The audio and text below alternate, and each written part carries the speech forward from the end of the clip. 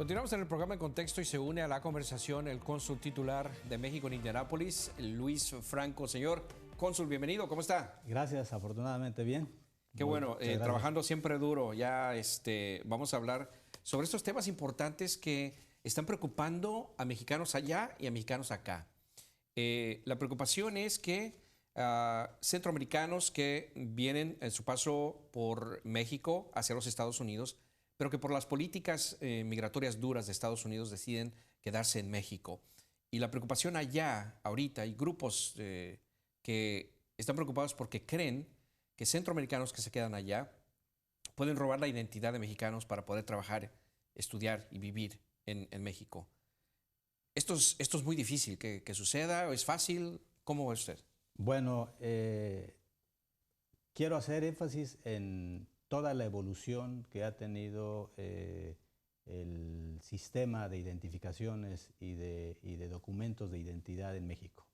Se han ido haciendo con un enorme cuidado, con muchas medidas de seguridad.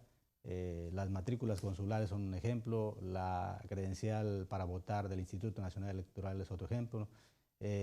Las nuevas actas de nacimiento. Nuevas actas de nacimiento que inclusive ya pueden ser obtenidas vía internet, pero que todo esto es producto de distintas plataformas que se conectan para el registro de datos personales.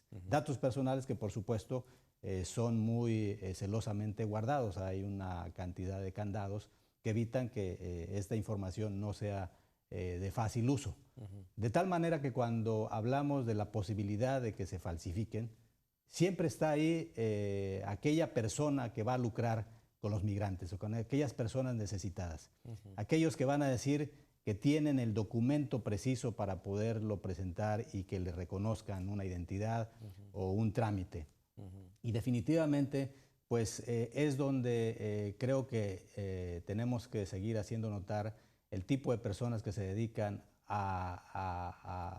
del dolor ajeno a hacer un negocio.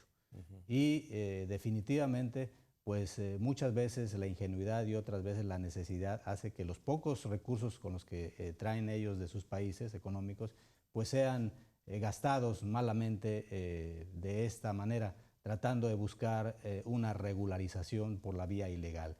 Y esto definitivamente, pues en el caso de México, con todas estas plataformas y esta adecuación tecnológica a sus documentos de identidad, pues hacen muy difícil que a la hora de presentarlos puedan tenerlo. Existe, sin embargo,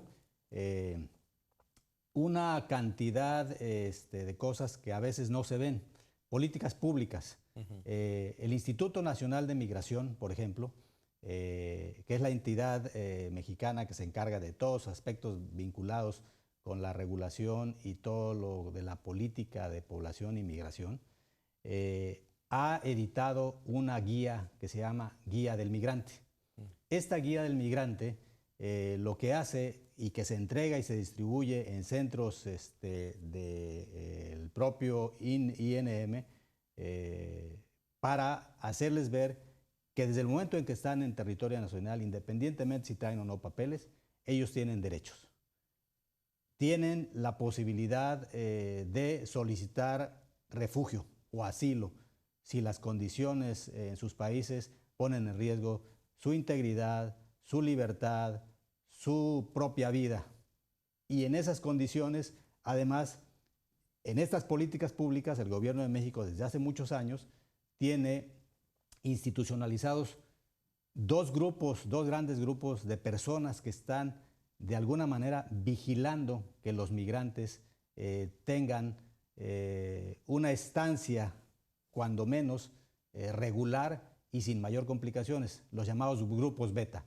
Recordarás que estos grupos beta iniciaron en la frontera México-Estados Unidos allá por los años 80, cuando también hubo una crisis en la política migratoria de los Estados Unidos, y fue tan exitoso porque lo que hacían era recomendar a los paisanos una serie de medidas como llevar agua, como no cruzar por el desierto, como atenderlos si es que estaban deshidratados y sobre todo procurar su bienestar en el cruce hacia los Estados Unidos. fue tan exitoso que se replicó en la frontera sur también en los años 80.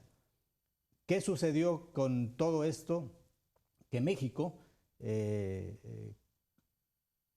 siempre ha sido un país que le ha dado la bienvenida a los refugiados y a los asilados. Hay muchos casos, desde los españoles que llegaron allá después de la Guerra Civil en los años 30 y que el presidente Lázaro Cárdenas les abrió la puerta, pasando por todos los refugiados que recibió México con la dictadura en Chile, con las dictaduras en Argentina, en Brasil, todo esto en los años 80, y que hizo de México un país de acogida para los migrantes.